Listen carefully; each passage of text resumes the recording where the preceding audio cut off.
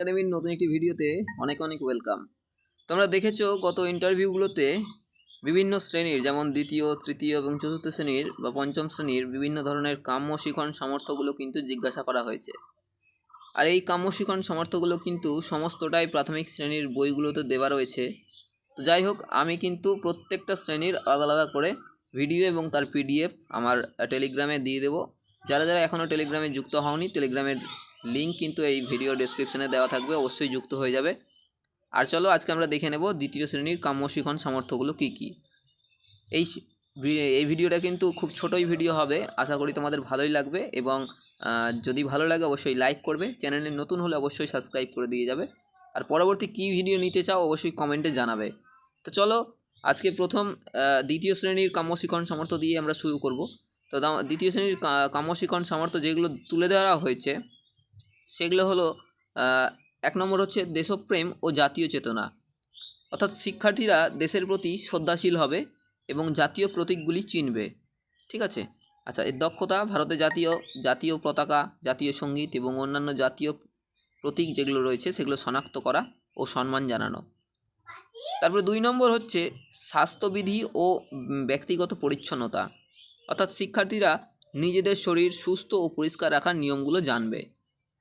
এর দক্ষতা হবে কি, প্রতিদিন দাঁত মাজা, স্নান করা, পরিষ্কার পোশাক এবং অভ্যাস গড়ে তোলা, শরীর ও স্বাস্থ্যবিধি সংক্রান্ত নিয়মগুলি মেনে চলা ইত্যাদি। তারপরে 3 নম্বর হচ্ছে শারীরিক সক্ষমতা ও ব্যায়াম। শিক্ষার্থীরা শরীরচর্চার মাধ্যমে শারীরিক ও মানসিক শক্তি বৃদ্ধি করবে। এর দক্ষতাগুলো হলো স্বাস্থ্যকর জীবনযাপনের জন্য শারীরিক ও মানসিক শক্তি অর্জন। তারপরে হচ্ছে সহজ ও প্রাথমিক যোগাসন, যেমন পদ্মাসন, সুখাসন, এগুলো অনুশীলন করা। 4 নম্বর হচ্ছে কর্মদক্ষতা ও অঙ্গ সঞ্চালন। খেলার ছলে ও দৈনন্দিন কাজের মাধ্যমে শরীরের নড়াচড়া বা মুভমেন্ট শেখা। এগুলোর দক্ষতা হচ্ছে অনুকরণ ভিত্তিক খেলা, যেমন পশু পাখির ডাক, হাঁটা নকল করা ও অঙ্গ সঞ্চালনে অংশগ্রহণ করা। এছাড়া দৈনন্দিন ছোট ছোট কাজে, যেমন ঘর গোছানো ইত্যাদি কাজগুলো যেগুলো হয়, সেই কাজগুলোতে অংশগ্রহণের মাধ্যমে অঙ্গ সঞ্চালনের দক্ষতা বৃদ্ধি পাবে। 5 নম্বর সৃজনশীলতা ও বিষয় ধারণা। হাত ও চোখের সঠিক সমন্বয়ের মাধ্যমে সৃজনশীল কাজ এবং বিষয়ের প্রতি সচেতনতা গড়ে তুলবে।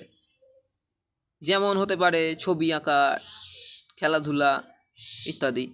এর দক্ষতাগুলো হচ্ছে স্বাস্থ্য ও শারীরিক শিক্ষা বিষয়টি সম্পর্কে প্রাথমিক ধারণা লাভ করা। এছাড়া হাতের সুনির্দিষ্ট ব্যবহারের মাধ্যমে সুন্দরভাবে লেখা ও ছবি আঁকার দক্ষতা অর্জন করা।